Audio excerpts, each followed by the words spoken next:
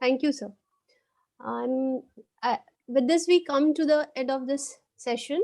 I would like to propose the vote of thanks for today's session.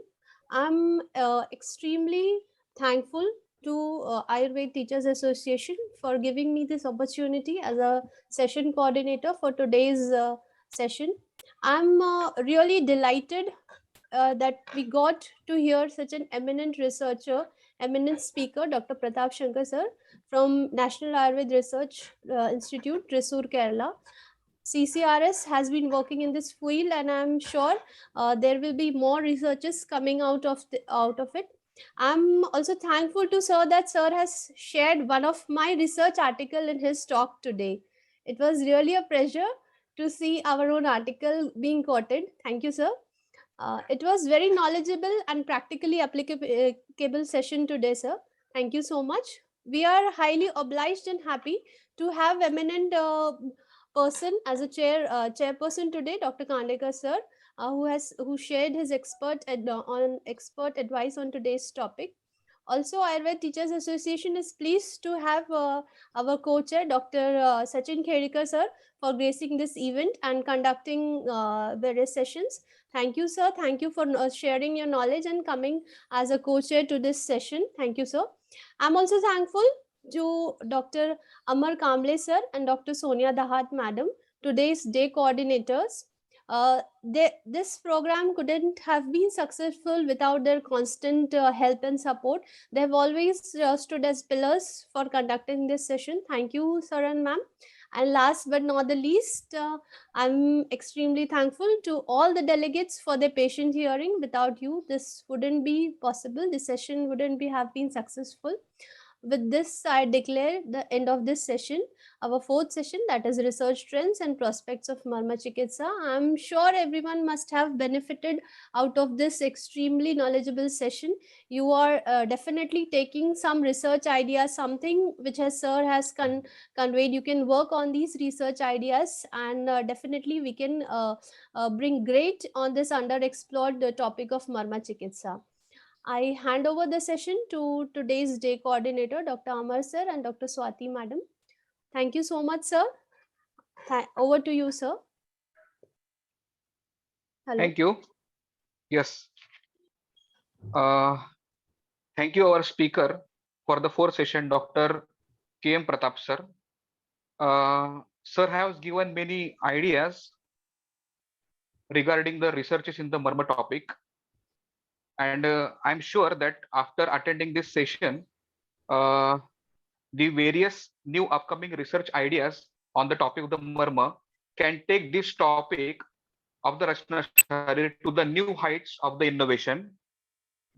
Sir, your lecture must have stimulated many ideas in the Urdhratrugat Marma of our delegates for the scope of the research in Marma as a main treating modality or in the adjuvant to the other treatment protocols. I also thank Dr. Sudhir Khandekar sir, who chaired our session. I also thank from the bottom of my heart Dr. Beloved Sachin Khedikar sir for the beautiful conduction of the question and answer seminar, question and answer session. And at the last, I thank a big thank to the Dr. Madhulika Tiwari ma'am for beautiful coordination of this session 4. So here I declare that our fourth session is completed. Thank you, all of you. Thank you. Thank you. Thank you, sir. Thank you, sir. Thank you. Thank you, sir. Thank you, sir. Thank you. Thank you. Thank you. Thank you. Now, I request Dr. Sonia madam to start with the fifth session. Yes. Sonia madam, over to you. Yes. Good afternoon, everyone. After the wonderful completion of our fourth session, let's head on to our fifth session. Dr. Nilesh Rajmani sir and Dr. Swati Ugade ma'am is our session coordinator. I would like to introduce our first session coordinator, Dr. Nilesh Rajmani sir. Dr. Nilesh Rajmani sir is associate professor in Agattantra department at Late Kedari Redekar Ayurved Mahavidyalay, Gadinglaj, Kolhapur. He has more than 10+ years of academic experience. Sir has published the book named Pathya Pathya Kalpana. Sir has published so many articles and papers in national and international journals. For our fifth session, our second session coordinator, Dr. Swati Ugade ma'am. Dr. Swati Ugade ma'am is associate professor in Dravyagun department at Swami Vivekananda Ayurved Medical College, Pargaon, District Ahmednagar. Ma'am has more than 6+ years of academic experience. Ma'am is pursuing PhD in Dravyaguna. Ma'am has published so many articles in national and international seminars. So I request both the session coordinator, sir and ma'am, please continue the session. Thank you, Sonia ma'am. Now I am moving towards the final session of this 4th National Conference on Evidence-Based Ayurveda organized by Ayurveda Teachers Association. As we know, since last 2 years, we are having a pandemic, which is COVID. In this pandemic, the most affected system is the respiratory system.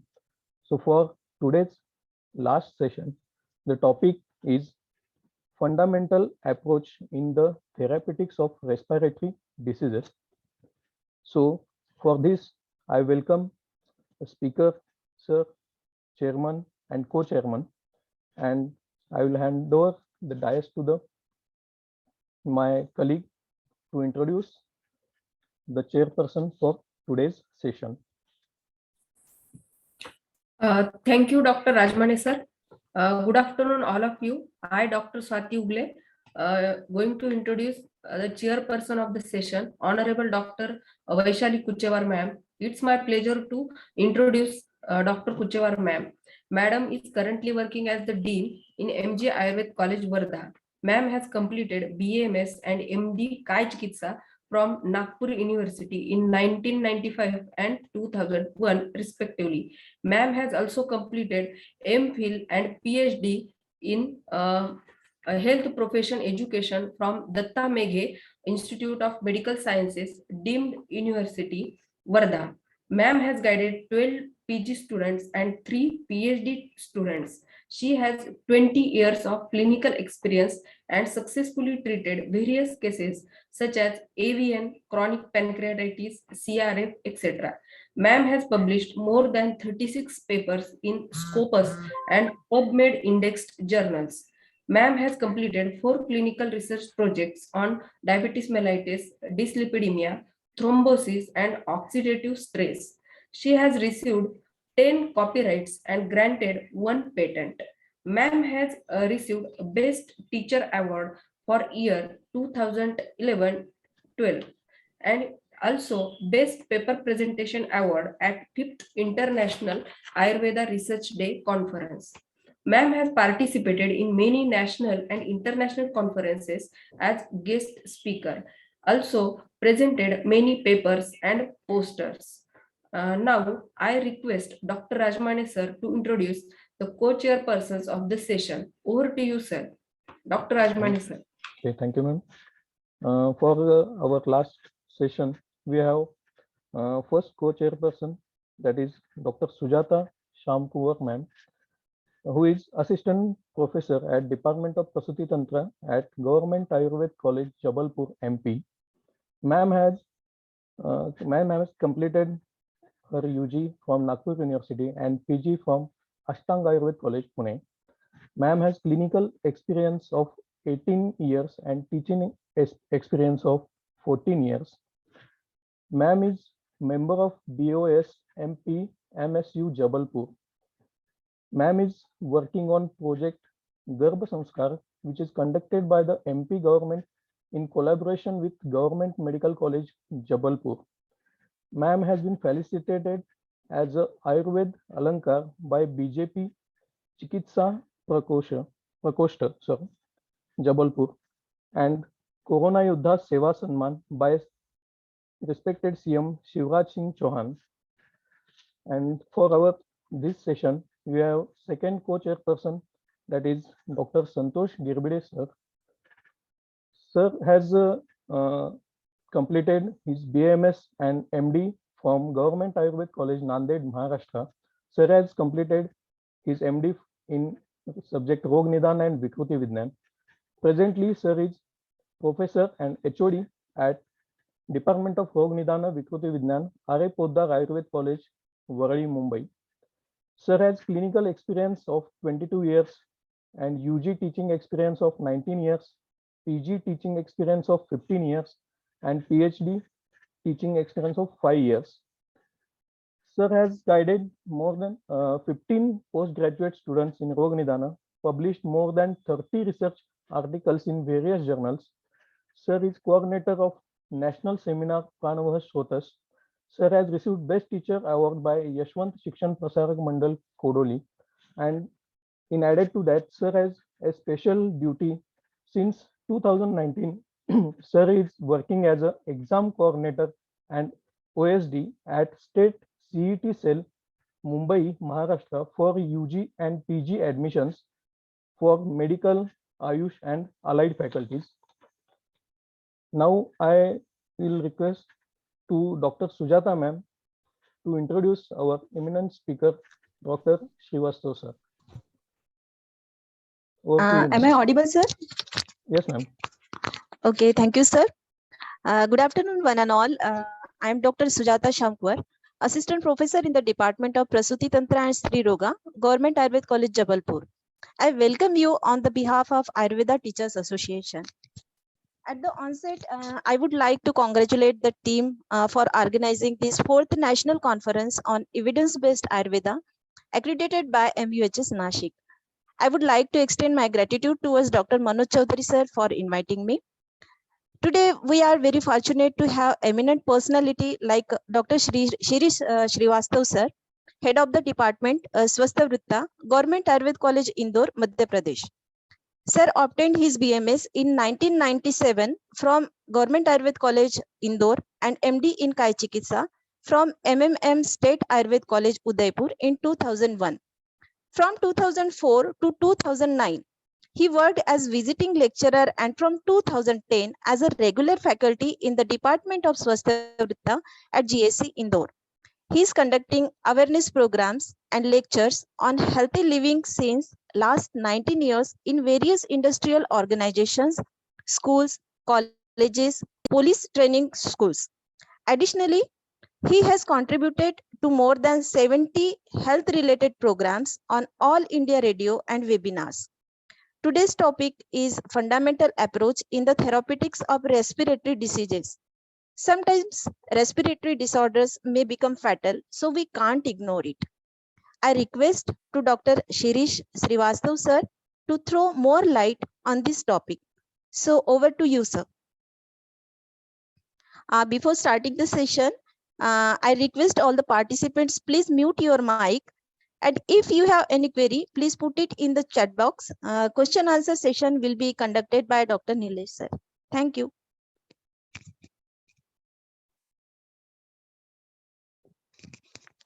Hello.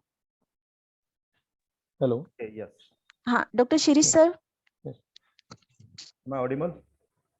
Yes, sir. So, okay, I'm sharing the screen right now.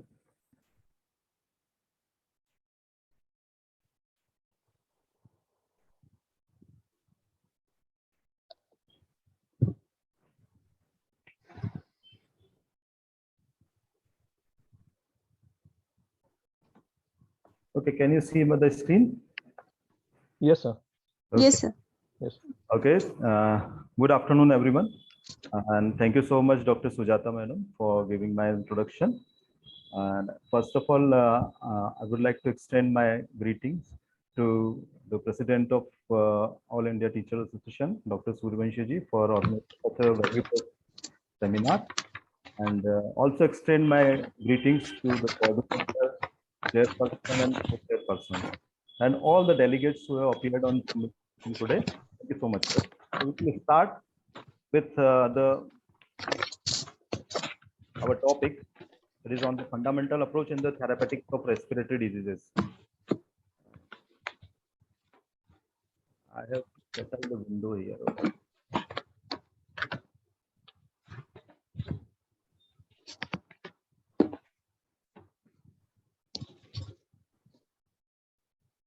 just one minute.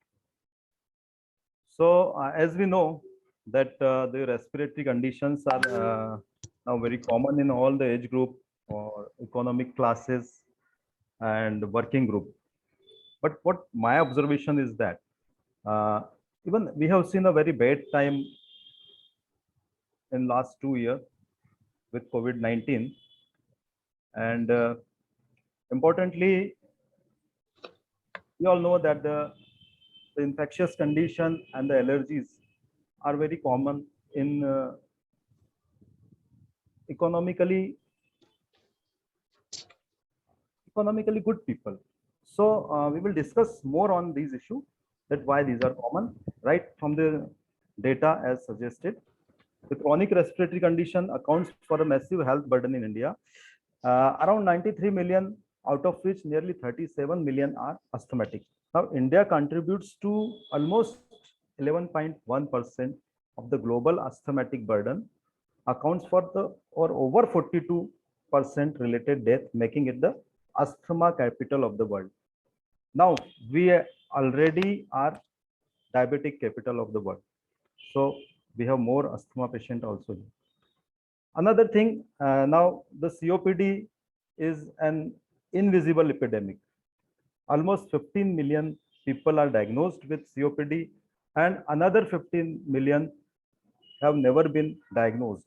And importantly, the third most killer after cardiac disease is and cancer is the COPD.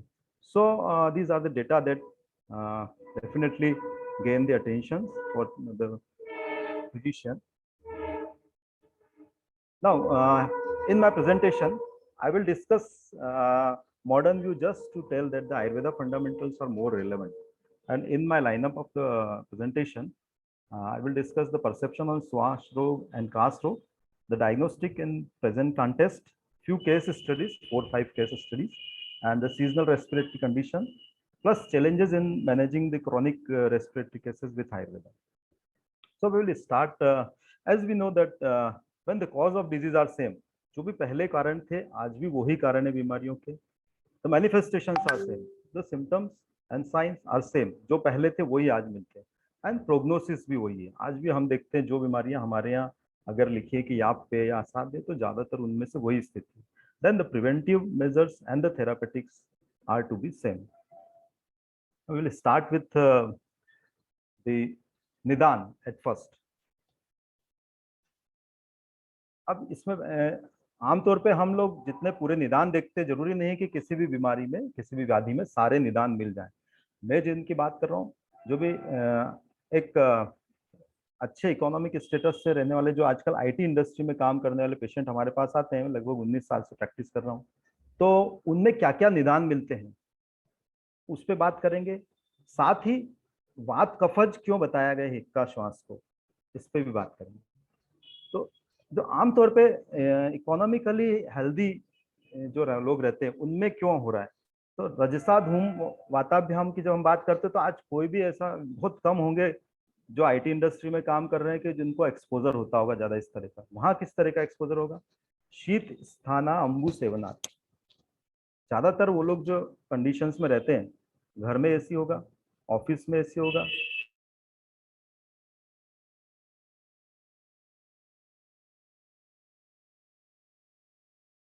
Year रहेगा, dry and cold atmosphere, साथ ही ठंडे पानी का भी seven करते हैं.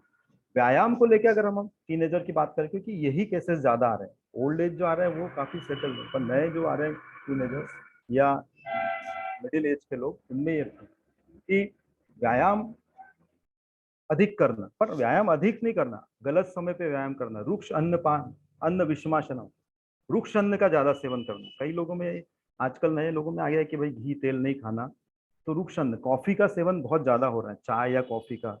आप देखने में आता है कि आजकल बड़े बड़े शहरों में इसके स्टॉल्स रहते हैं. इसके अलावा आनाह के कारण भी रुक्षता हो रही है, तो आनाह भी बहुत कॉमन मिल रहा है. तो हिक्का श्वास के निदान में भी आनाह बताया, ठीक है. इसके अलावा ज्वर प्रतिशाय भी इसका कारण हो सकता है, पांडु भी हो सकता है. एक और इसमें जो निदान जो कॉमनली देखने में आता है जब हिस्ट्री लेते हैं पेशेंट की, कि जल आनुप पिष्टम दध्यात आमशीर, दही किसी भी समय खाते हैं। हमारे यहाँ दही खाने का भी एक विधान बताया, शाम को भी दही ले लेते हैं, उसके साथ नमक भी ले लेते हैं और कच्चा दूध भी लेते हैं। ठीक, तो ये निदान आमतौर पे देखने में मिलते हैं। जैसा मैंने पहले बताया कि हमारे निदान वही है, इसके अलावा निदान देखने में नहीं आते। और साथ ही हम ये भी देख रहे हैं कि एक्का श्वास में जब हम बात करते हैं तो उनके पूर्व रूप की बात करते हैं। तो पूर्व रूप में आनाह पार्श्व च पीड़नम हृदय से, अब आनाह पूर्व रूप में बताया है, सुश्रुत में भी आनाह बताया है, लगभग यही लक्षण दिए। ठीक है, तो हमको पूर्व रूप की जरूरत क्या है ज्यादा देखने की। जैसे हम बताते हैं कि रूप के पहले जब पूर्व रूप को हम अगर पूर्व रूप अवस्था में पेशेंट आता नहीं हमारे पास, आमतौर पे आता है रूप अवस्था में, तो जब पेशेंट आता है तो निदान में भी आनाह बताया है और उसके कारण रुक्षता भी बताई है। तो हमको जब चिकित्सा करते हैं तो आनाह को सेटल करना आवश्यक है, नहीं तो निदान और पूर्व रूप रहेगा तो कहीं ना कहीं व्याधि और ज्यादा पोटेंशिएट होती है। तो इसका पूर्व रूप बताने का मुख्य उद्देश्य यही है कि हम पूर्व रूपों को रूप आने के पश्चात भी देखें, क्योंकि निदान सेवन अगर हो रहा होगा तो वापिस से कहीं ना कहीं व्याधि बढ़ने की संभावना रहती है। अब संप्राप्ति पे हम विशेष नहीं जाएंगे, सामान्य संप्राप्ति भी दी गई है इसमें कि वायु मारुत प्राणवाहिनी स्रोतांश विषय मुक्त्यंती। तो ये तो हम जानते हैं। विशेष संप्राप्ति में बताया गया यदा स्रोतांशी समृद्ध मारुत कफ पूर्वत, वायु और कफ साथ में कुपित होकर और अवरोध करते हैं। अब श्वास के भेद में एक, क्योंकि हम पढ़ाते हैं बच्चों को तब भी ये विवाद बच्चे पूछते हैं कि आखिर श्वास में दोषज भेद क्यों नहीं दी गए। श्वास और हिक्का में का वर्णन दोष भेद से नहीं दिया गया है, क्योंकि कफ वात निदान मुख्य रूप से बताया गया है और स्वतंत्र रूप से कोप होता है। जैसे वात व्याधि में मुख्य रूप से वात की दृष्टि होती है, एक अपवाद स्वरूप गृध्रसी है जहाँ वात कफ की दृष्टि होती है। तो यहाँ भी क्या होता है, अनुगत अवस्था में पित्त मिल सकता है वात या कफ के साथ, उसका रेफरेंस पथ्य के वर्णन में दिया गया है। जैसे सुवर चलो रस दुग्धम घृतम त्रिकटु आन्वितम शाल्योदनम स्यापानम वात पित्त अनुगत हितम। तो अनुगत अवस्था में पित्त आएगा, पर आज के समय में हम देखते हैं कि पित्त अधिक मिलता है श्वास के रोगियों में, क्योंकि हमारे आहार ऐसे हो गए, हमारा जो लाइफ स्टाइल है, दिनचर्या है, वो बिगड़ गई है। तो कहीं ना कहीं वात पित्त भी दूषित हो रहा है, पित्त भी दूषित हो रहा है। पेस्टिसाइड, प्रिजर्वेटिव या एक्सटेंडेड स्लीप वेक पैटर्न जो रहता है उससे पित्त की भी दृष्टि होती है। तो इस चीज को ध्यान रखना। और पित्त वर्णन दिया गया है, उसके रेफरेंस ये भी है, न स्वेद्या पित्त वहां, तो अगर पित्त ज्यादा बड़ा है तो वहां स्वेदन नहीं करना चाहिए।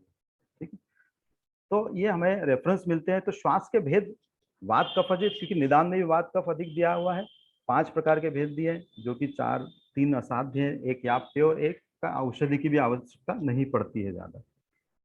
अब चिकित्सा जो दी गई है उसमें आमतौर पे हम लोग पेशेंट को कम कराते हैं, पर इसका बहुत ज्यादा लाभ है। इक्का श्वासादितम स्निग्ध और आदो स्वेदा प्रचरित आत्म लवणम तेन नाड़ी संकल्प। अब इसमें आमतौर पे जो अप्रोच लेते हैं हम लोग कि उसकी पूरा भाग पे हम मालिश करते हैं सेंधवादी तेल की और नाड़ी स्वेद करते हैं, या कपड़े से स्वेद करते हैं, वृक्ष स्वेद भी कर सकते हैं। पर हम लोग जब अप्रोच करते हैं हमारे क्लिनिकल प्रैक्टिस में, हम उसको बताते हैं कि पेट की भी मालिश करो और पृष्ठ की भी मालिश करो, दोनों चीजें आवश्यक है। पृष्ठ की मालिश करने से अनुलोमन अच्छा होता है। और चूंकि हम जानते हैं वी आर एब्डोमिनोथोरेसिक ब्रीदर, हम लोग थोरेसिक ब्रीदर नहीं है, तो हमारा पेट भी अच्छा होना चाहिए। जैसे निदान में पूर्व रूप में भी देखा आना है, तो आना या आधमान जब तक नहीं ठीक होगा हमारा ब्रीदिंग का जो ईज है वो नहीं आ पाता है।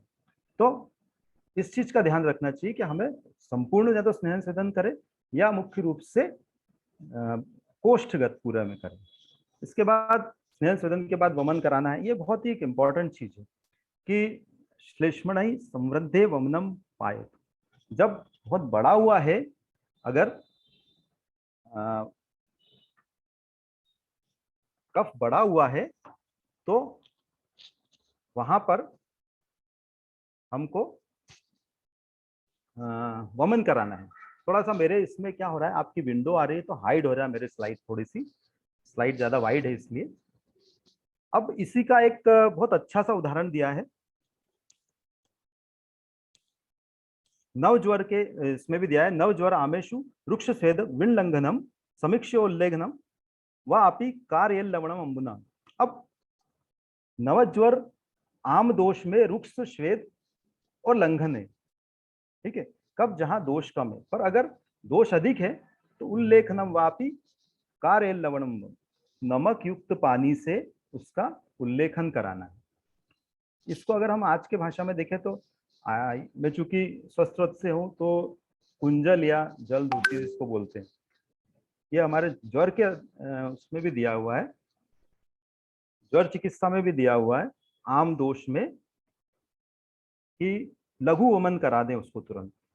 इसका रेफरेंस है कफ प्रभानानु उत्कृष्ट दोष अगर है तो उसको निकालना आवश्यक है, नहीं तो वही ज्वर करते हैं और वमन योग्य है तो उसको वमन करा दें तुरंत, तो उसकी व्याधि जल्दी ठीक होगी। अब क्योंकि चिकित्सा की बात चल रही है तो श्वास में क्षार का उपयोग के बारे में बात करते हैं। क्षार हम लोग कई बार जितने भी कन्वेंशनल मोड रहते हैं ना, जैसे जब चिकित्सा करते हैं तो हमको जो भी रेफरेंसेस रहते हैं जरूरी नहीं कि वो सारी औषधियां मिल जाएं, इसलिए चिकित्सक को चाहिए कि वो अपने पास से कुछ औषधियों का निर्माण करे। और चरक संहिता खासतौर से चिकित्सा स्थान एक बहुत अच्छा प्लेटफॉर्म है कंपोजिशन को कैसे समझना, कैसे बनाना। तो क्षार चाप्यम अश्वगंधाया, अब अश्वगंधा और अन्य मयूर पादनाल और अन्य प्रकार के द्रव्यों से क्षार बनाना है। अब क्षार करता क्या है? क्षार जो भी कफ समृद्ध गति प्राण प्रकोपजा, अब जो भी कफ के द्वारा प्राणवायु की गति अवरुद्ध हुई और प्राण में प्राणवायु दूषित हुई है, तो जो क्षार होता है वो जितने भी इन्फ्लेमेटरी प्रोडक्ट आपके स्रोतस में बन रहे हैं, इन्फ्लेमेटरी प्रोडक्ट्स आर एसिडिक, तो क्षार जो होता है उसका पाक करता है, और क्षार पाक करके उनको जो भी मल पक्व हो जाते हैं या दोष पक्व हो जाते हैं तो स्वतः स्रोतो अभिमुख होके बाहर निकल जाते हैं, ठीक है। इवन अगर आप स्पाज्म की भी बात करें, अगर हम बात करें कि स्पाज्म भी आ रहे हैं तो वहां भी क्षार काम कर सकता है, ठीक है। हमको इसको क्षार को देने के लिए आवश्यक है उन्हें लेह बना के देना है, उसको डायरेक्ट नहीं देना है, क्योंकि वो एक कोरोसिव होते हैं क्षार, ज्यादा समय तक देने से नुकसान भी कर सकते हैं, तो लेह के रूप में देना है, ठीक है। एक और रेफरेंस आता है कासिने छर्दनम दद्यात् स्वर भंगे च बुद्धिमान, मतलब अगर श्वास के रोग में कास भी हो रहा है और स्वर भंग भी है तो उसको वमन कराना चाहिए। अब एक ये फ्रेज बहुत कॉमन है, वात श्लेष मरे युक्तम तम केतु विरेचनम, पर हम लोग इस चीज में कई बार पूर्ण विरेचन को भी ले लेते हैं, कई बार इसको वमन विरेचन से भी लेते हैं, पर मैंने अपनी प्रैक्टिस में देखा है कि हमको वात श्लेष भर द्रव्य कौन से, चंद्रशूल है, शटी है, सौंफ है, अजवाइन है, निशोत, हरड़ है, ये ऐसे द्रव्य हैं कि जिनको लगातार भी दिया जा सकता है, अल्प मात्रा में भी दिया जा सकता है, और नुकसान भी नहीं होता है इनसे अगर सही समय पे दिया जाए तो इनका उपयोग किया जा सकता है। संप्राप्ति घटक की बात करते हैं अगर हम, तो पित्त स्थान समुद्भव के बारे में, तो अधिष्ठान जो है आमाशय भी बताया, आमाशय का भी जो भाग है वो पित्त का स्थान रहता है। तो दोष मुख्य रूप से वात कफ, जैसा हमने देखा निदान भी वात कफ है, पूर्व रूप में भी वात की स्थिति बनती है, लक्षणों में भी वात कफ की। दूष्य रस धातु प्राणवायु है, स्रोतस लक्षण स्रोतदुष्टि लक्षण संग तथा विमार्ग गमन है, और अग्निमांद होता है, कच्छ साध्य होता है आमतौर। अब जब हम श्वास चिकित्सा में और आगे जाते हैं, क्योंकि मैं चिकित्सा करता हूं और एनालिटिकली अगर हम युक्ति की बात करें, हम एनालिटिकल अगर होकर काम करते हैं तो हमें कम औषधियों से भी अच्छा रिजल्ट मिलता है। तो इसमें जब हम कफ वातक में उष्णम वात अनुलोमम, ये एक रेफरेंस आता है। उसके बाद हम देखते हैं कि शटी कपूर काचरी का उपयोग बहुत अच्छा बताया गया, पुष्कर मूल कपूर काचरी, शट्यादि योग शट्यादि चूर्ण का उपयोग बताया गया चरक चिकित्सा स्थान में। तामलकी कासर और श्वासर महाकषाय में भी दिया है, भूई आंवला। पर कपूर काचरी में और भी अन्य द्रव्य, कई बार हमें कुछ द्रव्य मिलते नहीं, यहाँ पिपली उष्ण हो जाता है, नागरमोथा फिर भी, या तुलसी बीज भी, कई बार ये औषधियाँ उष्ण अधिक हो जाती हैं। जैसा मैंने शुरू में बताया कि आज के समय में हमारे एसिडिक मीडिया बहुत ज्यादा रहता है, पित्त की अधिकता रहती है, तो हमें औषधि देते समय सावधानी रखना चाहिए कि वो पित्त कुपित ना हो। तो कपूर काचरी का प्रयोग जो है वो बहुत फायदा करता है श्वास के रोगियों में, खास तौर से कफ के आवरण को, कफ के अवरोध को दूर करने के लिए। अब हम कास की बात करते हैं, 2 मिनट में हम इसकी बात करके कुछ केस स्टडीज पे बात करेंगे। अब कास और श्वास की संप्राप्ति भी कहीं ना कहीं एक, जब हम क्लिनिकली देखते हैं तो श्वास और कास 2 ही पेशेंट आते हैं हमारे। पेशेंट जो आता है बोलता है मुझे श्वास भी है कास भी है, ठीक है। तो हमको श्वास के रोगियों में भी कास मिलता है और कफज कास में भी संप्राप्ति बनती है, बहुत कुछ हद तक श्वास जैसी भी देखने में आती है। तो यहाँ भी वही है, अपान वायु ऊर्ध होती है और ऊर्ध होकर वो अपान वायु उरा भाग में जाके, ऊर्ध भाग में जाके दोषों को कुपित करती है और शुष्क व कास युक्त, कफ युक्त कास को करती है। मैं संप्राप्ति में बहुत ज्यादा नहीं जा रहा हूँ। साथ ही हम जब एग्जामिनेशन की बात करते हैं पेशेंट की, तो जहां जहां भी प्रतिघात होता है, जहां भी उस स्थान विशेष में कोई भी प्रतिघात होता है, तो वहां वेदना व शब्द का विशिष्ट मिलता है। अब वातिक कास की हम बात करते हैं। हम निदान पे नहीं जाते क्योंकि मुझे लगता है हम लोग टाइम शायद लगेगा हमें। तो जब लक्षण देखते हैं तो उसमें बहुत बहुत स्पेसिफिक लक्षण दिए। निर्घोष दैन्य स्ततनम दौर्बल्यम शोभ मोह कृतम। अब कहीं जगह निर्घोष होगा, कहीं जगह आवाज नहीं आएगी, और कहीं जगह स्ततनम मतलब कि रेजोनेंट साउंड आएगा। अब हम जानते हैं कि कहीं जगह डलनेस आती है साउंड में, कहीं जगह हाइपर रेजोनेंट रहता है, ठीक है। और इसकी चिकित्सा, इसकी जो कहना चाहिए कि थेरापेटिक जो डायग्नोसिस बताया गया है कि स्निग्ध आम्ल लवण उष्ण भुक्तम पीते प्रशाम्यति, मतलब स्निग्ध अम्ल। अब आप देखिए, हम लोग जब भी कोई श्वास कास का रोगी आता है तो कई बार हम उसको अम्ल लवण रस का निषेध करते हैं। आमतौर पे होता है पेशेंट आता है हम खट्टी चीजें नहीं खाना, पर वातिक कास के पेशेंट में हमको स्निग्ध अम्ल देना है। वो कैसे देना है, बहुत आसान तरीका है उसका। उसके लिए हम कुछ महाकषायों पे देखेंगे अभी कि चरक में महाकषाय दिए हैं, वहाँ अम्ल रस का प्रयोग बताया गया है इसमें। तो ये एक स्निग्ध अम्ल का उपयोग हमको करना चाहिए लक्षण के अनुसार। जो भी हमारे रोगी जब लक्षण देता है तो उसके अनुसार किया जा सकता है। आमतौर पर स्निग्ध अम्ल हम निषेध करते हैं। इसी तरह से पित्तज कास में भी बहुत स्पष्ट लक्षण दिया है कि श्लेष्मणा नाम पित्त संश्लिष्टम, जो कफ निकलेगा पित्त संश्लिष्ट होगा वो, ठीक है, पीले से रंग का आएगा, ठीक है, दाह होगा, उसमें तिक्तास्यता होगी, तृष्णा होगी। तो ये लक्षण से हम पित्त कास को समझ सकते हैं। इसी तरह से कफज कास में बहुल मधुर स्निग्धम और घन कफ आएगा, बहुत सारा आएगा, घन आएगा, सॉलिड आएगा, मधुर आएगा। अब ये बात तो है कि आमतौर पे हम बहुत डिस्टिंक्शन कर नहीं पाते क्योंकि पेशेंट उस समय बताता है, कई बार सही नहीं बता पाता। पर एक सरल सा तरीका, पेशेंट जब भी आता है तो उससे पूछना चाहिए कि लाला स्त्राव कैसा हो रहा है, अग्नि की स्थिति पता करने के लिए। साथ ही जब वो कफ स्टीवन कर रहा है तो पतला हो रहा है, गाढ़ा हो रहा है। इसके अलावा पूछना चाहिए जब वो थूक रहा है तो वो थूक रहा है, मतलब वो आसानी से थूक पा रहा है, सेपरेट हो रहा है कि नहीं, मुंह से दूर गिर रहा है या कपड़ों पे गिर जाता है। अगर वो कपड़ों पे गिर रहा है, चिकना ज्यादा है, आम है इसका मतलब, और वो स्पष्ट रूप से थूक पा रहा है, दूर गिर रहा है, तो वो निराम है। इस तरह से हम लोग को हिस्ट्री टेकिंग में ध्यान रखना चाहिए। तो हमें ये पता लग जाता है कि जीर्ण है या नया नया है, क्योंकि नया होगा तो उसमें आम की स्थिति बनती है। अब कास की चिकित्सा में, मुझे पित्त चिकित्सा में, पित्तज कास की चिकित्सा का मैंने एक रेफरेंस लिया है। देखिए, मैं रेफरेंस इसलिए शेयर कर रहा हूँ कि रेफरेंसेस जो रहते हैं वो फिक्स रहते हैं और उसमें इंटरप्रिटेशन आपके अपने रहते हैं और वो बहुत ओरिजिनल रहते हैं। उसके आप इंटरप्रिट भी कर सकते हैं और वो आपका ओपिनियन बन जाता है, उसी को हम आगे कैरी ऑन करते हैं। तो पेत्ते तनु कफे कास त्रिव्रतम मधुर युक्त। अब कफ पतला आ रहा है कास में, तो तीव्रत निशोत में जो भी औषधियां बता रहा हूँ ये कहीं ना कहीं मेरे पेन पे रहती हैं और इनका कंपोजिशन भी करते हैं। तो तीव्रत निशोत का उपयोग करना है मधुर द्रव्यों के साथ।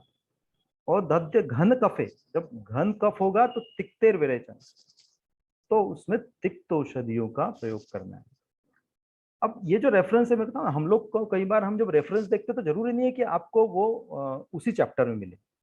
अब मैं आपको ये तनु कासे तीव्रतम मधुरिताम का जो रेफरेंस बता रहा हूँ, ये एक जगह और हो सकता है यूज, जब हम अम्लोदगार की बात करते हैं और अविपत्तिकर चूर्ण की बात करते हैं। अविपत्तिकर चूर्ण में भी तीव्रत है, मिश्री भी है, संभाग है, और हमको निशोत वहीं देना है। हम कई बार निशोत को रुक्ष अवस्था में देने की कोशिश करते हैं, हमको सुदर्शन घनवटी को रुक्ष में नहीं दे पाएंगे। वहां पे हमको रुक्षता पहले से होगी तो हम वो फर्दर रुक्ष करेंगे। तो तीव्रत भी रुक्ष है, तिक्त रस, उष्ण भी मधु कटु विपाक।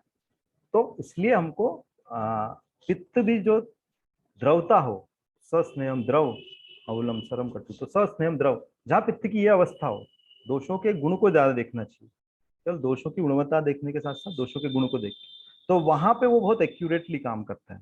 ठीक है, तो ये एक बहुत अच्छा रेफरेंस है। इसके अलावा पैतृक कास्ट में हमको सीता का भी आता है, द्राक्षा भी आता है। आमतौर पे हम मीठा बंद कर देते हैं कि हमेशा सोचते हैं कि कुछ न कुछ हम रोगी को, आमतौर पे चलन में भी ये रहता है कि उष्ण चीजें देना है, पर अनुपान के रूप में भी दिया जा सकता है। इसी प्रकार से और भी जगह शर्करा, सीता, विदारी में, मेरी प्रैक्टिस में विदारी का उपयोग भी बहुत अच्छे से होता है श्वास के रोगियों में, खासतौर से पित्त जहां बड़ा रहता है। शतावरी का उपयोग भी बहुत अच्छे से, अपन वो रेफरेंस भी देखेंगे आगे से। So we need to ramify the references. ये रेफरेंसेस जितने थे ये डेड एंड नहीं है, they are the opening to branching out the concept. Now we will see some drugs from कासर महाकषाय, स्वाशर महाकषाय, है ना। कई बार हमको उस जगह रेफरेंस मिलते नहीं है जैसा हम देखने की कोशिश करते हैं।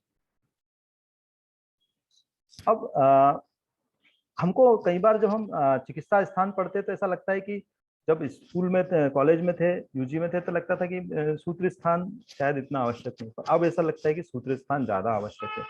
क्योंकि महाकषाय को आप कैसे एनालाइज करें, क्या जो महाकषाय दिए इनमें मान लीजिए मैं हिक्का निग्रहण मात्र है तो ये हिक्का के लिए इनफ है, इतना ही सफिशिएंट है, या कासर तो सभी कास इससे हो जाएंगी, या जो साध्य है वो सब इससे हो जाएंगी।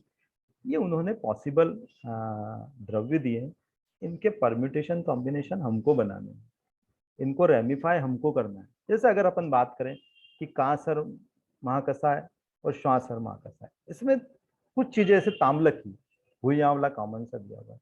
फिर हिक्का और श्वास जो साथ में वर्णन है चरक में, उसमें शटी पुष्कर मूल दिया हुआ है।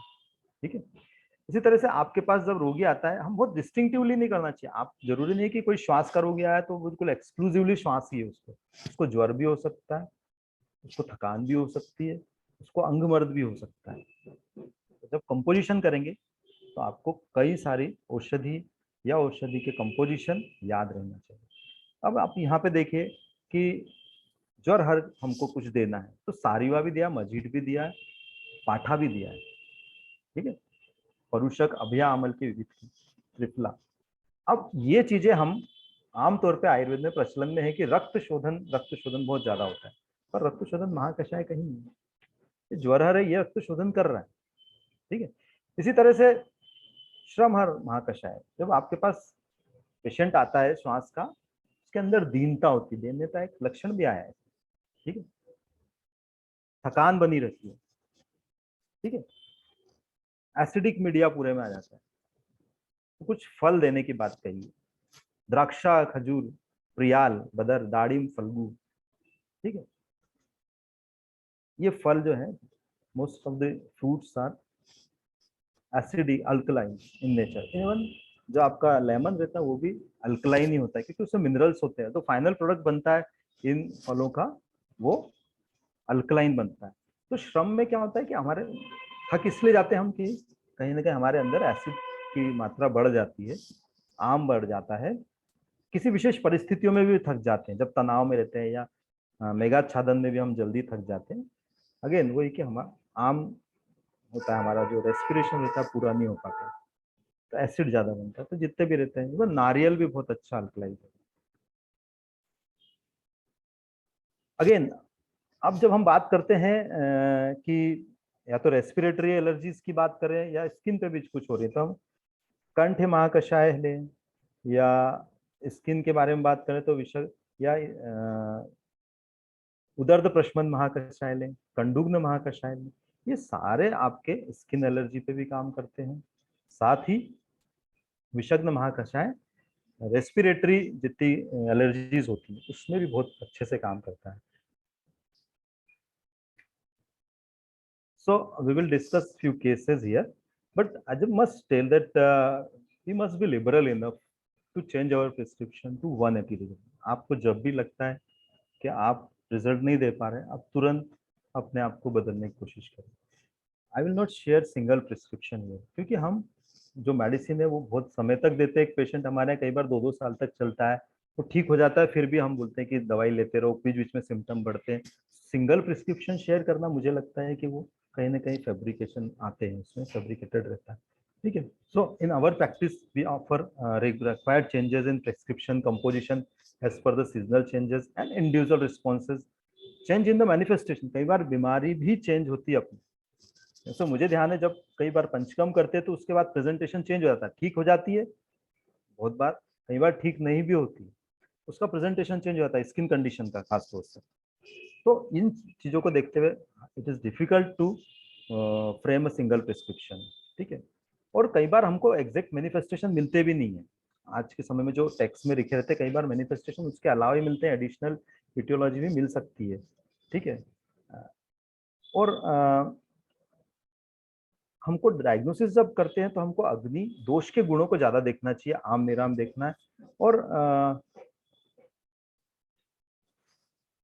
सीजनल चेंजेस को हमको बहुत ज्यादा देखना चाहिए, खासतौर से जैसे मैं अगर सिंगल प्रिस्क्रिप्शन दे रहा हूँ और मैंने शरद ऋतु में पित्त प्रकृति व्यक्ति को पित्तकास में कोई चिकित्सा दी है, तो वसंत ऋतु में मेरे को चेंज करना पड़ेगा, उसमें डोज कम करना पड़ेगा। इसी तरह से कफज कास में वसंत ऋतु में अगर मैंने कोई प्रिस्क्रिप्शन दिया है तो शरद ऋतु में उसको मेरे को चेंज करना पड़ेगा। इसलिए सिंगल प्रिस्क्रिप्शन की बात मैं नहीं करने वाला हूँ।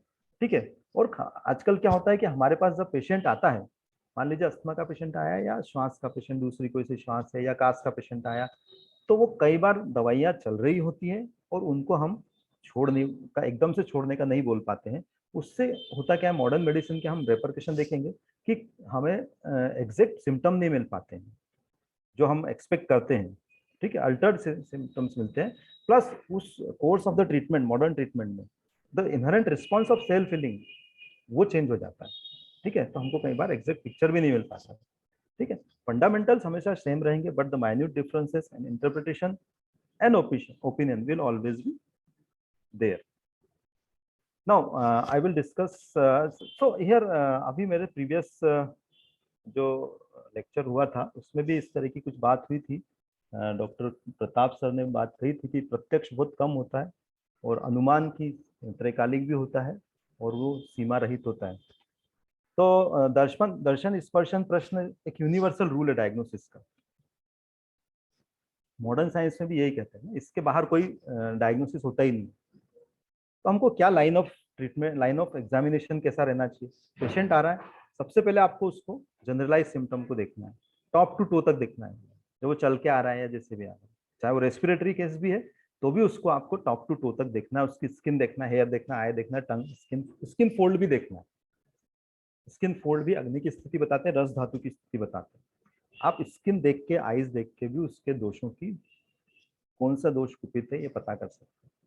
ठीक है, और जीआई मैनिफेस्टेशन देखना है कि उसका पेट कैसा है। राइट फ्रॉम अग्नि को देखना है तो उसके माउथ से लेके एनस तक की हिस्ट्री लेना है कि किस तरह का खाना खाने के बाद क्या लगता है, सलाइवेशन कैसा होता है, खाना खाने के बाद भारीपन लगता है। ये सारे रेस्पिरेटरी कंडीशंस में भी फायदे आपको जरूरी है जानना, क्योंकि आप जो भी मेडिसिन देने वाले हैं सबसे पहले वो उसका अग्नि के स्तर पे ही काम करना पड़ेगा, वात के स्तर पे ही काम करना, और उसके बाद manifestation to the specific disease. जब वो कोई कंप्लेंट कर रहा है कि रेस्पिरेटरी डिजीज है तो उस पर हमको क्वेश्चन लेना है, दर्शन स्पर्शन प्रश्न उस पर लेना है।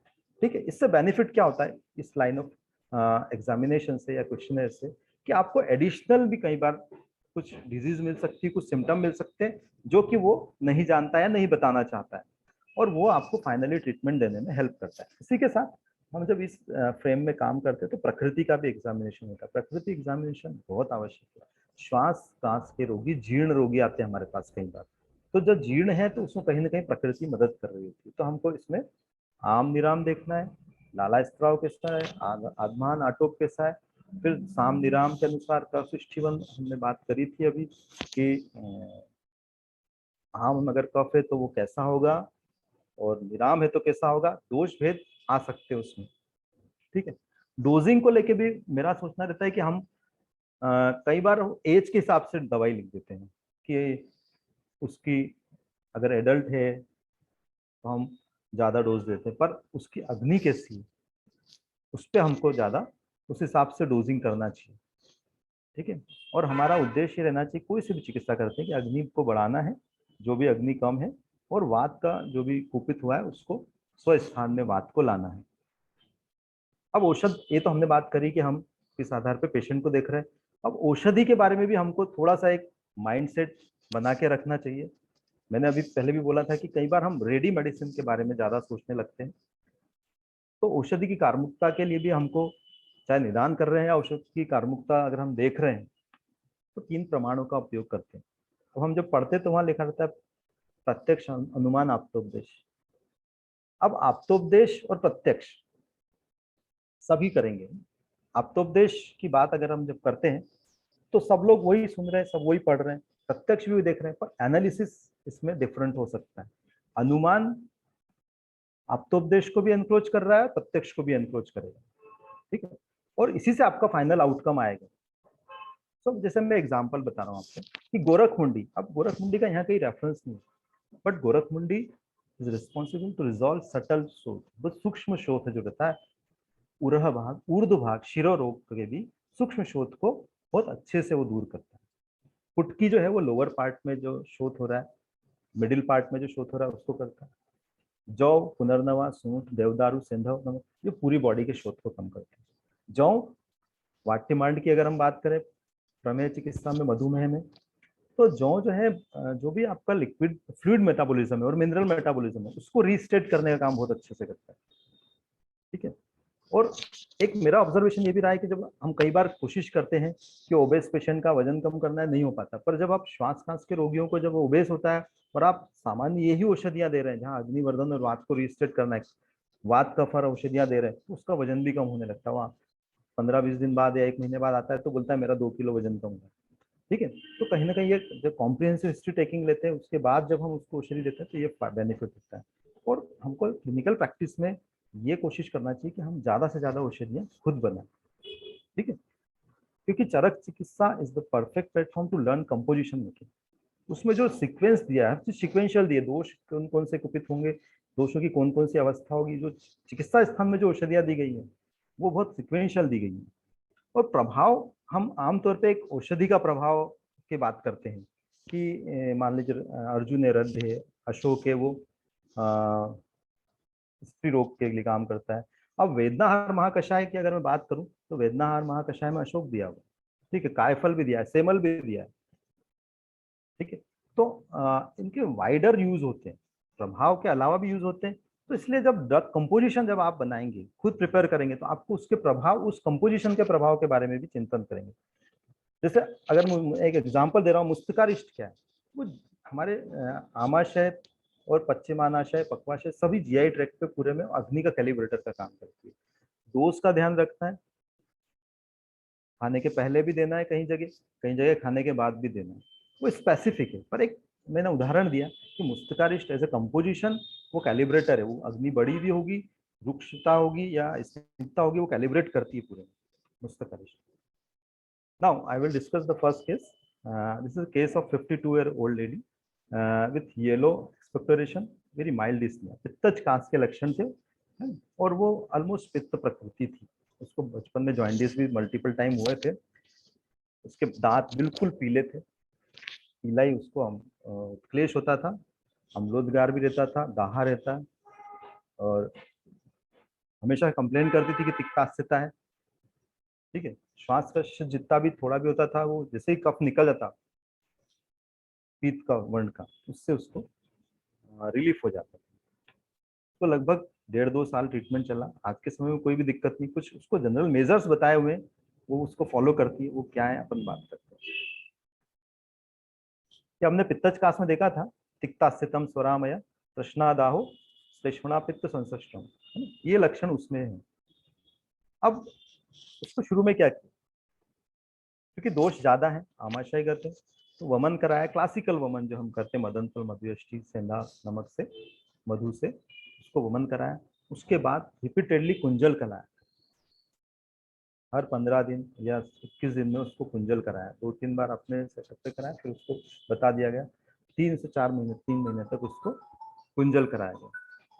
और 3 औषधियों में शफलिंग किया। इन औषधियों के बारे में हमारा, देखिए मैं जो औषधि बता रहा हूँ उसके बारे में चिंतन किसी किसी का थोड़ा अलग भी हो सकता है। सुदर्शन घनवटी, चंद्रकला रस, संशमनी वटी सभी पित्त शमन का काम करती है। जहां उसको रुक्षता अधिक हो रही है वहां चंद्रकला रस दिया है, जहाँ स्निग्धता अधिक है सुदर्शन घनवटी दिए, सब कुछ मॉडरेट है संशमनी वटी दिए। ये वेरिएशन आएगा ट्रीटमेंट में, कभी भी एक सिंगल प्रिस्क्रिप्शन से हम नहीं चल सकते ज्यादा समय तक। So few herbs from कास एंड जोरहर महाकषाय भी लिए, जैसे मनुक्का, हरड़, आंवला, सारीवा, निशोथ। निशोथ के बारे में अपन ने रेफरेंस देखा था, तो निशोथ बहुत इंपॉर्टेंट है पित्त के लिए। जहाँ भी तनुता रहेगी दोषों की वहाँ निशोथ की आवश्यकता पड़ती है, और मधुर द्रव्यों के साथ शर्करा के साथ दिया था। ये रेफरेंस भी दिया हुआ है इसमें, कास, हरड़, जोरहर महाकषाय में।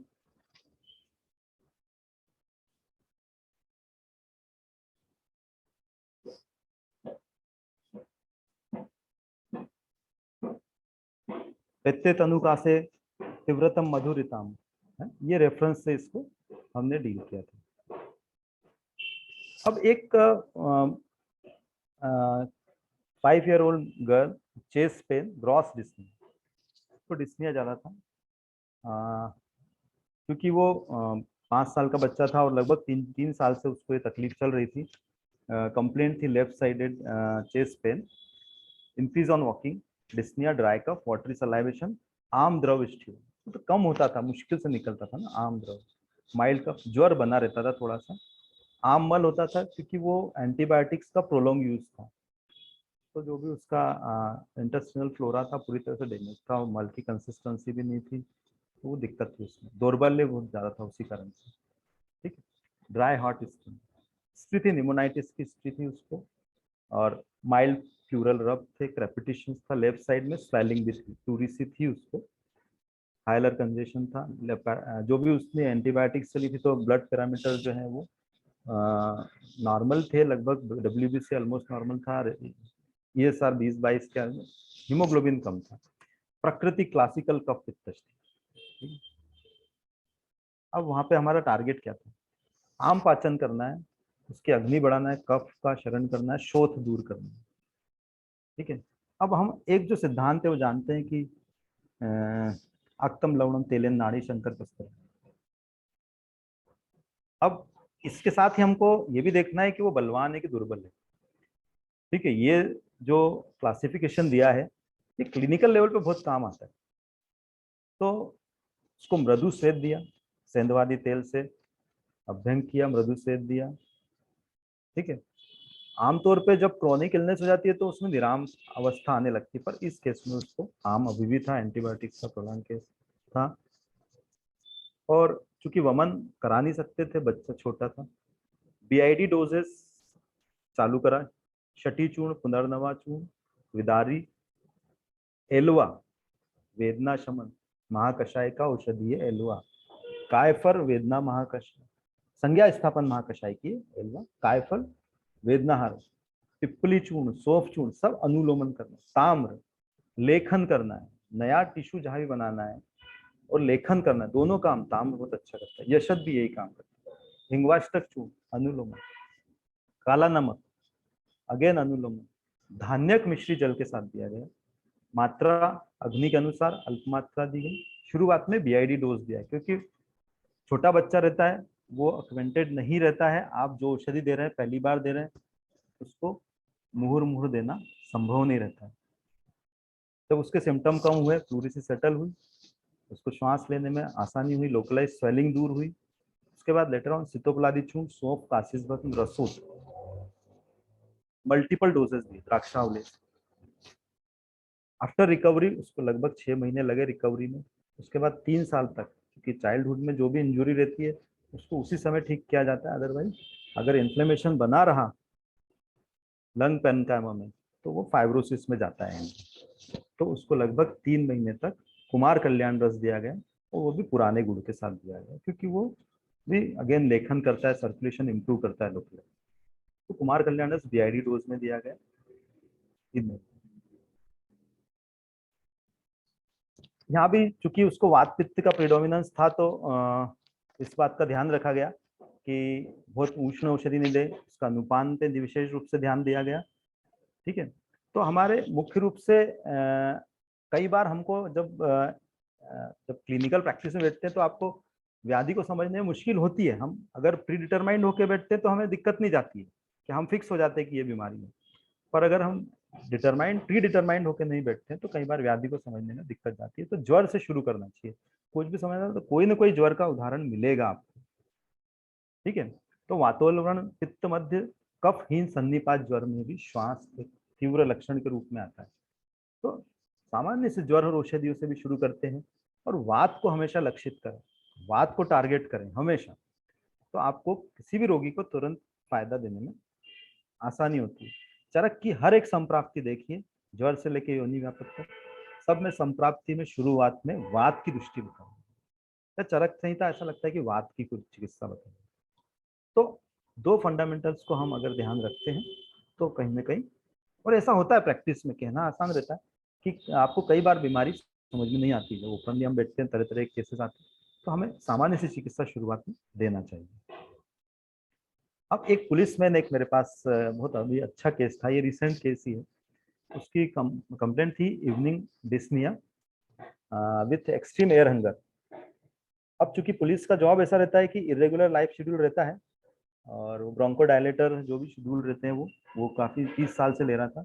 ग्रॉस विजिंग थी उसको, मतलब अगर दूर भी बैठा हो तो इतनी आवाज आती थी। उसके अलावा उसको आधमा नाटक की समस्या बहुत थी, क्योंकि लाइफ स्टाइल भी इरेगुलर थी, प्लस वो जो औषधि लेते हैं, जो भी ब्रोंकोडायलेटर सिंपैथेटोमिमिक्स जो लिए जाते हैं, वो ये कॉम्प्लिकेशन करते हैं, सिंपैथेटिक सिस्टम को एग्रावेट करते हैं। प्रकृति वात कफज थी, जो कि तमक श्वास की तरफ ले जाती है। अब मैं इसकी लक्षण पे है, मुझे लगता है हम लोग थोड़ा आगे भी चल रहे हैं, but I started late around 3:30, मैं टेक 5-10 मिनट्स मोर।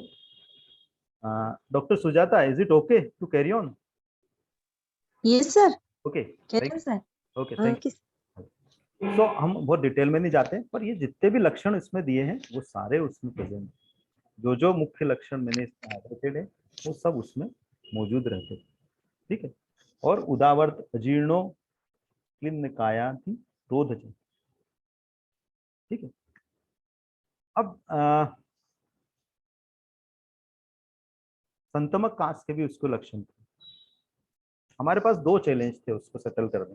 एक तो उसको डिस्निया बहुत ज्यादा होता था, और पुलिस की जॉब ऐसी रहती है कि जहाँ पे कोई मर्सी नहीं होती, आपको कोई ड्यूटी से ज्यादा छुट्टी नहीं मिलती है, और ड्यूटी जाने का टाइम होता है, आने का कोई टाइम नहीं होता है वहाँ। और जो भी उसके डाइजेस्टिव कंप्लेंट्स थे उसको भी आपको एलिविएट करना था। मुझे तो सबसे ज्यादा टारगेट मैंने सबसे पहले डाइजेस्टिव कंप्लेंट्स को किया, क्योंकि we are abdominothoracic breather. Irregular diet या स्लीप पैटर्न उसको मैं चेंज नहीं कर सकता था, ड्यूटी आवर्स उसके चेंज नहीं कर सकता था। ठीक है, तो जब भी अगर हम वात की गति को अनुलोम करते हैं तो काफी सारी चीजें सेटल होती हैं। ठीक है, कासिने छर्दनम सद्यात स्वर भंगे च बुद्धिमान, हमने इस श्लोक के बारे में पढ़ा है, और ये दोनों रेफरेंस हम देख चुके हैं।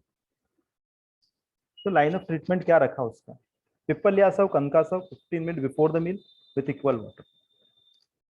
दोनों बहुत अच्छे अनुलोम, दोनों श्वासर भी, और क्योंकि वात कफज लक्षण है, प्रकृति भी वही है, बहुत शांत स्वभाव का बंदा। ठीक है, तो उसको किसी प्रकार की इससे उष्णता भी नहीं हुई। 15 मिनट पहले दिया, भूख भी लगी अच्छे से। फिर पिप्पल्यासव कंकासव at night 20 ml each with equal water 3 hours after the meal. Again वात के काल में फिर से दिया 3 घंटे बाद, और उसको तुरंत उससे फायदा हुआ। Rapid change in her asthma नाटो, स्लीप आने लगी। मैं यहाँ मेंशन करना चाहता हूँ, नींद बहुत आवश्यक है श्वास कास के रोगियों में। ठीक है, श्वास कास के रोगियों के लिए नींद अगर नहीं रहती है तो कहीं ना कहीं उनकी व्याधि बढ़ती जाती है। फॉरेन कंट्री में अस्थमा के पेशेंट को केवल स्लीप सही करके भी सेटल करने का एक नया तरीका निकाला गया है, तो उस पर भी हमको ध्यान देना चाहिए। फिर फर्दर उसको सितोपलादी, हिंगवाष्टक, शटी, कचूर, जीरा, चंद्रशूल, अभ्रक भस्म, शंख भस्म, BID dose after meal with द्राक्षावले, जिससे कि अनुलोमन भी हुआ।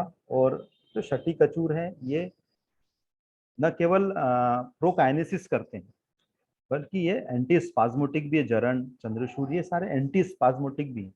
तो अगर हमारी वायु ठीक होगी, जैसे अगर हम काश की संप्राप्ति पे जाते हैं तो अधो प्रतिघात वायु लिखा है, तो अपान वायु अगर ठीक रहेगी तो डेफिनेटली उदान वायु, प्राण वायु भी ठीक रहेगी। तो इससे तुरंत उसको फायदा हुआ। तीव्र वेग जहां होता है वहां क्या करना चाहिए, क्योंकि कई बार उसको 7 बजे से तीव्र वेग होता था और उस समय वो इनहेलर्स लेते थे, तो उसमें क्षार का उपयोग करना है। जैसा कि अभी हमने देखा भी था, क्षार के उपयोग वो कफ के आवरण को, मार्ग, कफ के जो अवरोध है उसको दूर करने में मदद करता है। तो सौंफ मुनक्के का काढ़ा बना के काला नमक डाल के क्षार दें, तुरंत फायदा होता है। द्राक्षावले के साथ भी दे सकते, कुटकी डालना चाहिए अगर लवण क्षार के रूप में, ठीक है। और पृष्ठ अभ्यंग करना चाहिए, सहन सदन जो पूरा करें पृष्ठ पे, थोरेक्स एरिया में, एब्डोमेन पे पृष्ठ अभ्यंग, ऊपर से नीचे की ओर जब करते हैं तो अनुलोमन बहुत अच्छे से होता है। कर्पूर धारा यूज कर सकते हैं, कई लोग कपूर भी डालते हैं, केले में कपूर लेना कई तरह की बीमारियों में बताते हैं, पर ये बहुत डेंजरस है। इंटेस्टिनल एक्सपेंशन हो जाता है इससे कई बार। एक और बहुत छोटी सी, हमने कहा ना, हम लोग रेफरेंसेस को स्टिक नहीं करना चाहिए। शूल वजनी वटी में भी शटी डलाओ और बहुत ही फायदेमंद है वो। अगर आत्मा नाटोप में भी करती है, वेदना में भी काम करती है। तो शूल वजनी वटी भी 2 से 3 गोली एट ए टाइम अगर हम इन्हीं औषधियों के साथ देते हैं तीव्र वेग में, उसको श्वास में बहुत जल्दी फायदा होता है। उदावर्त होने पे हमारे पास ये रेफरेंस है कि हींग आदि का प्रयोग मुझे लगता है थोड़ा जल्दी करना चाहिए। ये तीव्र वेग में भी कुछ हमने इसी तरह का औषधियाँ देते हैं। Repeated dosing, less quantity. जब भी मुहुर मुहुर की बात आई है तो वहाँ पे क्वांटिटी कम देना चाहिए। ओवरऑल मेडिसिन दिन भर में ज़्यादा नहीं जाना चाहिए, वो इस बात का विशेष रूप से ध्यान रखना चाहिए। जो डेबिलिटेटेड पेशेंट है, अग्नि कम है या बच्चे हैं खासतौर से, उनमें इस बात का ध्यान रखना चाहिए। एक और केस था ये, तब इसमें मेन जो लक्षण आ रहा था वो कॉन्स्टिपेशन आ रहा था, नॉन स्पेसिफिक डिस्निया था, बहुत कम कफ होता था और कॉन्स्टिपेशन मेन था, ड्राइनेस ऑल ओवर, ठीक है। और इंस्पिरेटरी क्रैप्स आते थे थोड़े बहुत, बहुत फाइन। इवन द दूषित वात पित्त उसके शरीर में थी, जो उसका कलर भी डार्क हो चुका था। उसके पेरेंट्स ने बताया था कि शुरू में हुई थी जब अच्छी थी और अभी इसका कलर भी डार्क होने लगा। तो यहाँ पे उसको जो श्वास मिल रही थी वो पित्त अनुगत मिल रही थी, प्रकृति भी वात पित्तश थी।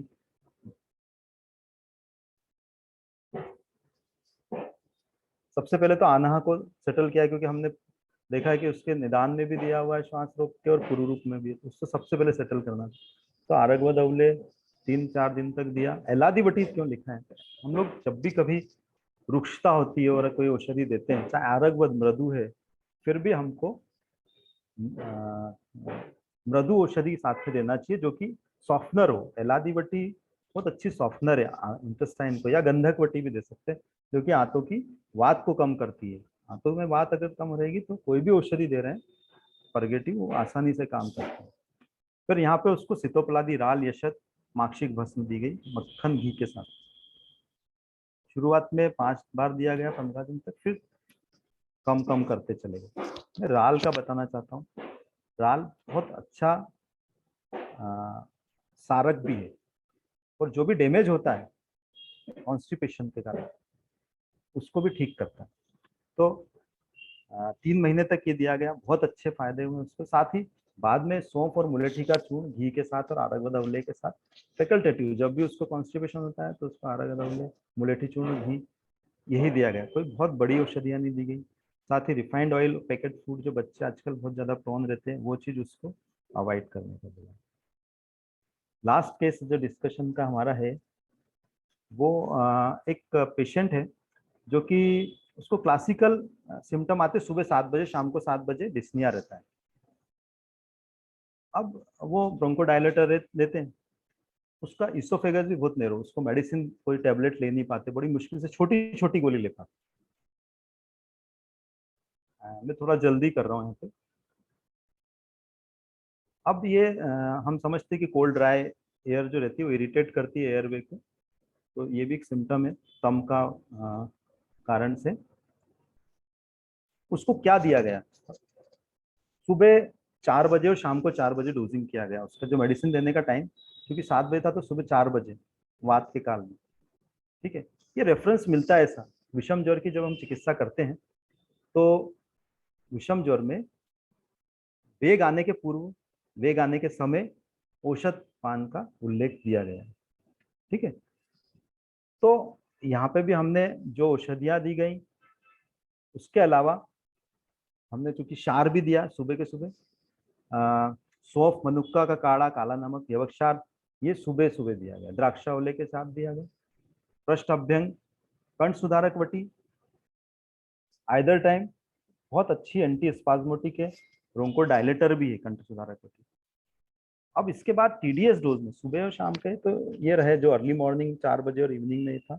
इसके अलावा टीडीएस डोजेस में जो दिया, शटी, काकड़ा सिंगी, जरण, सौंफ, ताम्रबस, लवण, अदरक चूर्ण, आफ्टर मील्स में बेड टाइम, ये भी टीडीएस डोज में दिया गया।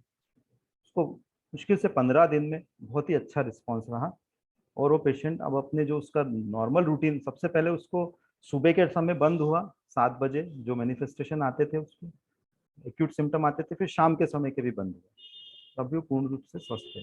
अब हमारे पास कुछ चैलेंजेस आते हैं, जैसे रेस्पिरेटरी कंडीशंस आती हैं कई बार, ये उसमें ज्वर भी रहता है, बॉडी एक भी रहता है। इवन कोविड-19 में रेस्पिरेटरी कंडीशन में बहुत सारे कॉम्प्लिकेशंस देखने में आए, किडनी के कॉम्प्लिकेशन, हार्ट के कॉम्प्लिकेशन, लीवर के, स्किन के कॉम्प्लिकेशन। कॉमनली हम जब पेशेंट आता है रेस्पिरेटरी कंडीशंस का सीजनली, तो हमको उसमें जौहर औषधियाँ भी देना पड़ती हैं, श्वास कांस से रिलेटेड भी देना पड़ता है, लंघन कराना भी पड़ता है, बिहार पे भी ध्यान देना चाहिए। तो कॉमन इंडिविजुअल कुछ अप्रोच रहती है, चंद्रकला रस से लेकर रत्नगिरी रस, जब कफ ज्यादा है सुदर्शन घनवटी, मुस्तिकारिष्ट, सुदर्शन काढ़ा। इस तरह से श्वास कांस की बात करते थे, एलादीवटी, आनंद भैरव रस। अब ये अभी क्योंकि मुझे लगता है we are running out of the time, तो मैं इंडिविजुअली तो नहीं बता पाऊंगा, पर ये सारी औषधियाँ में से हमको सिलेक्ट करना पड़ता है कौन सा उस समय दोष का प्रिडोमिनेंस है। और इम्पोर्टेंट चीज जो बताना चाहता हूँ कि हमको श्वास कांस के रोगियों में भी पेया आदि का, पथ्य का बहुत ज्यादा इम्पोर्टेंस है।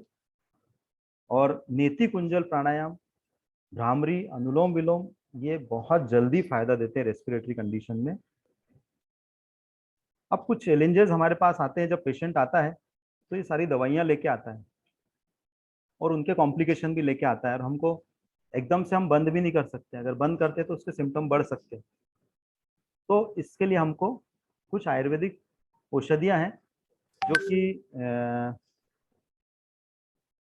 मेंशनड है, चाहे हम उदर्द प्रशमन देखें, कंडुग्न, विषग्न महाकषाय, श्वास काशर महाकषाय की औषधियाँ, ये सारी एंटी एलर्जिक भी है, मास्ट सेल पे भी काम करती है, इन पे मॉडर्न रिसर्च भी है। तो हमें इनको यूज करना चाहिए और ग्रेजुअली उस मेडिसिन के डोज को कम करके अपनी मेडिसिन पे ज़्यादा काम करना चाहिए। तो I think it is over now, thank you so much, this is all I have for today, and thank you so much for kind listening. So it's over to you, Dr. Sujata.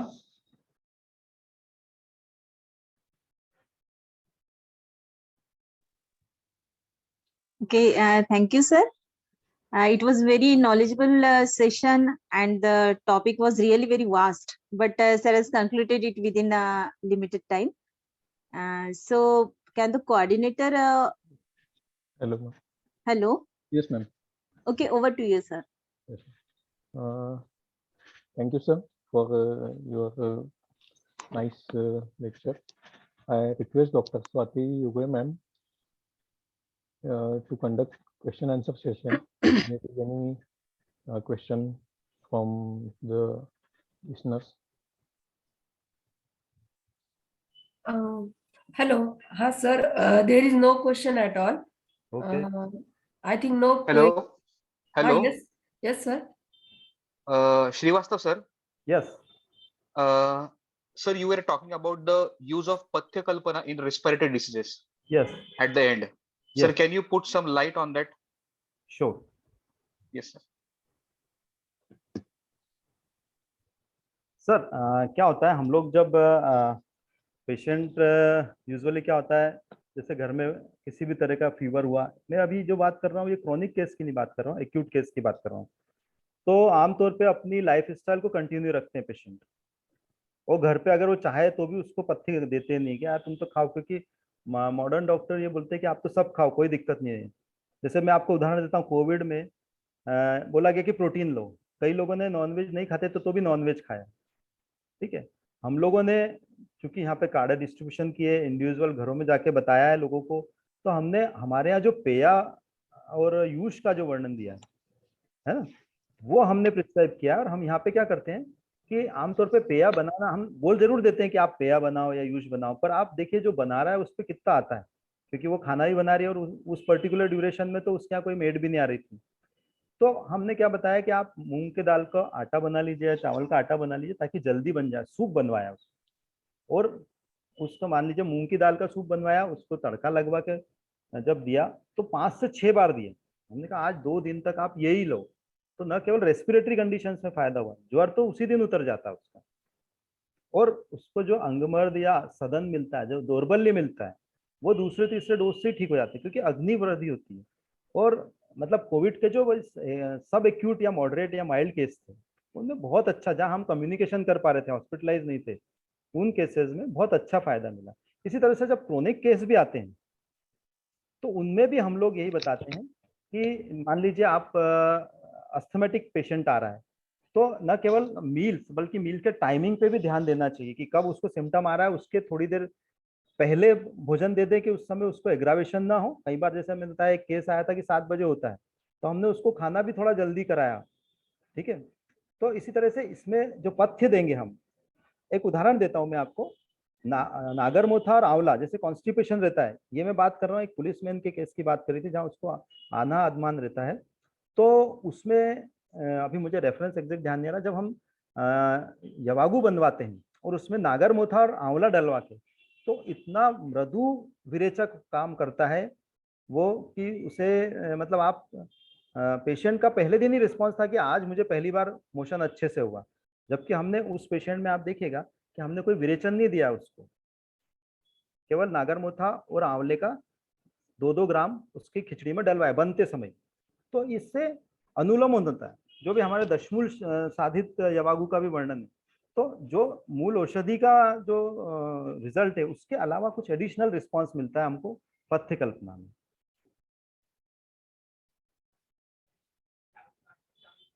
Is it okay? Hello, thank you very Okay, much sir. Sir. एक चीज मैं और बताना चाहता हूँ कि मान लीजिए जब श्वास खांस के रोगी आते हैं, और वहां पे मैंने एक पेशेंट आपके साथ शेयर किया जिसमें कि उसको रुक्षता बहुत ज्यादा थी, वात पित्त बढ़ा हुआ, वहां पे सिंघाड़े के आटे का इसी तरह से हमने यूज दिया, उसको सिंघाड़े के आटे से सूप बना के दिया। तो न केवल वो बल्ली रहा, बल्कि उसको जो ड्राइनेस थी या जो उसकी वात की दुष्टि थी, वो बहुत अच्छे से ठीक हुई। तो पथ्य कल्पना तो मुझे लगता है कि हमेशा ही फायदा करती है। Thank you, sir. Thank you. Okay, Thank you very much, sir. Thank you. Now I request to Dr. Vaishali Kuchevar ma'am to give expert opinion on this session. Thank you, Swati. First of all, I would like to thanks to organizer for giving me this opportunity to chair this session, and I would congratulate Dr. Shirish Srivastav sir for his nice lecture. Actually, it was a very relevant topic in this COVID pandemic, and we all know that respiratory system is a first exposure organ. Respiratory system is the first exposing system which can create many types of disorders. And sir was very vividly explained the shlokas, because we all know these shlokas. The basic knowledge was given by sir, but the main thing was that we don't read the shlokas and don't analyze it, what sir has done. And sir ने ऐसा भी बताया है कि श्लोका से अपन कैसे उसको, how can we implement दो श्लोकास इन अवर practice, that was very important. And sir has also quoted some examples, some cases which I think will be very useful for all of us in our practice. I would like to give some things. Means I would like to give the crux of sir's presentation. Sir has said that mainly ki there are the basic principle which we should implement are the hetu, linga and aushad. First, we have to concentrate on hetus. The hetus are very important. Means Bahya hetu and Abhyantar hetu. Means it is not important to diagnose the condition, but it is very important to diagnose the condition, not diagnose the condition, not diagnose the disease. If you are ready or if you are able to diagnose the hetu, Bahya hetu like Aharaj and Viharaj hetu, as well as the internal hetu like which type of dosh involvement is there, which dhatus are involved. So if we all are able to analyze those things, then it is very easy to treat the condition. As sir has said that various mahakashayas are described in Samhita.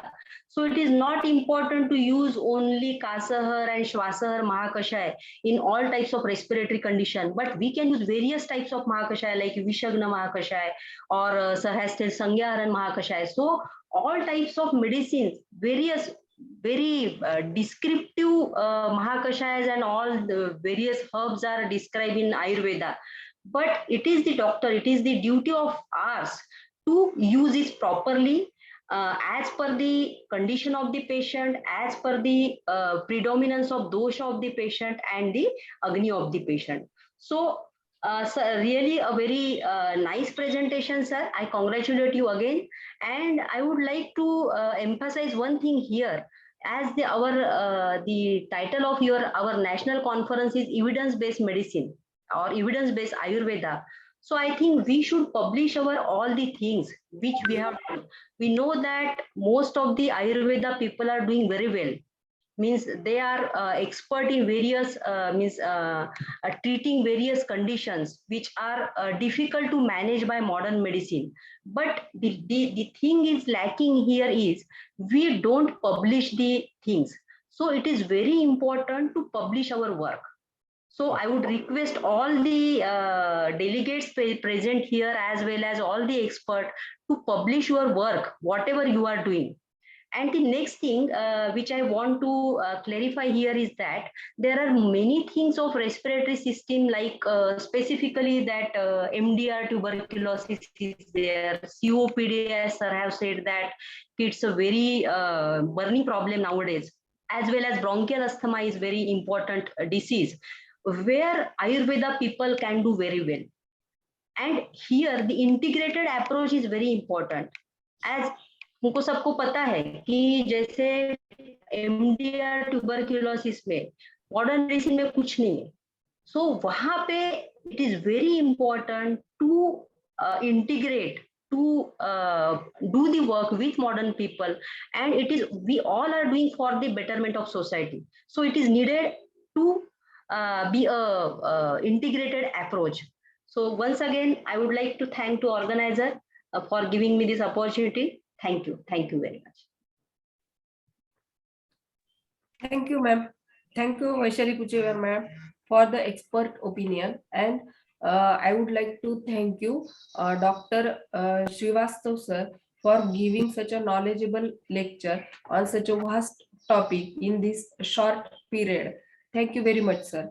I would like to thank Ayurveda Teacher Association whole team, and a special thank to Dr.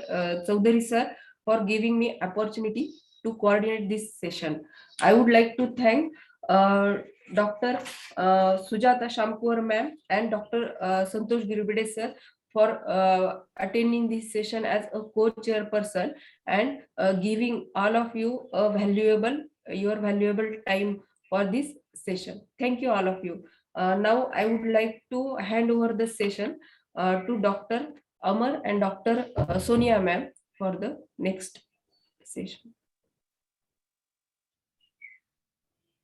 Thank you, Dr. Shri Srivastav sir, for giving very informative knowledge about various respiratory diseases, various mode of treatment, and discussing various related cases. Definitely, it helps in add on our knowledge. I would like to thank Dr. Kuchikar ma'am for giving expert opinion. Thank you, Dr. Sujata Shamkur ma'am and Dr. Girbide sir, and for conducting session very nicely. I like to thank Dr. Nilesh Rajmani sir and Dr. Swati Ugle ma'am. Thank you everyone for giving your valuable time. Over to you, Dr. Amar sir.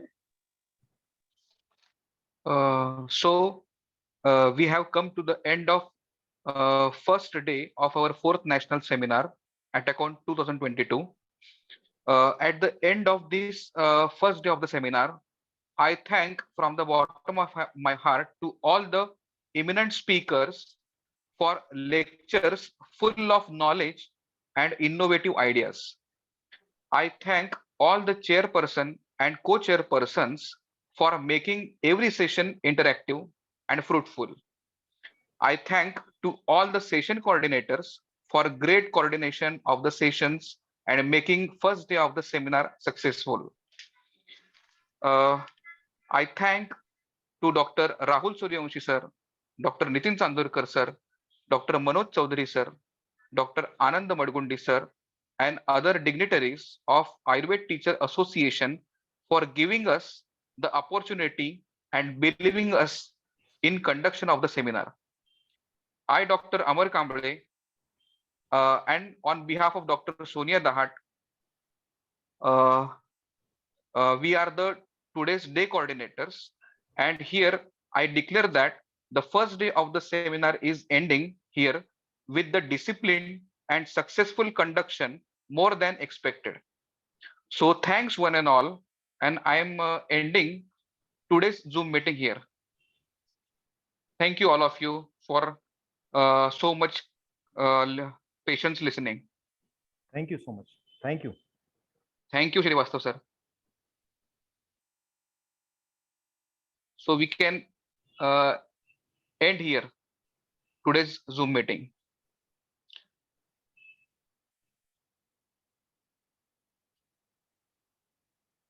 Sonia madam? Sir? I am ending the today's Yes, session. sir. Yes, sir. Yes, sir. Thank you, sir. Okay. Okay. Okay, thank you, sir. Thank you. Thank you very much. You can leave.